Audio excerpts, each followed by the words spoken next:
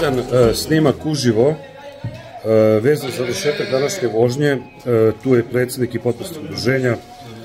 Smatram ovo vrlo važnim obaveštenjem, pa da vam pokažemo šta se događa i mi ovo ne tolerišemo, kolega, molim vas. Ne tolerišemo. Ja ovo, znači, ja ne znam, evo, sad ćemo da okrenemo kameru. Ovo ne vodi nigde. Ja tražim zaštitu u sigurnoj kući, molim vas. Ja ne mogu ovu torturu da izdržim. Ovo, ja ne znam, stvarno. Snimi se linke zbog zdravlja. Čak jedemo i zdravo. Ne znam. Zdravo. Eto, pozdrav za sve drugare. Uživajte.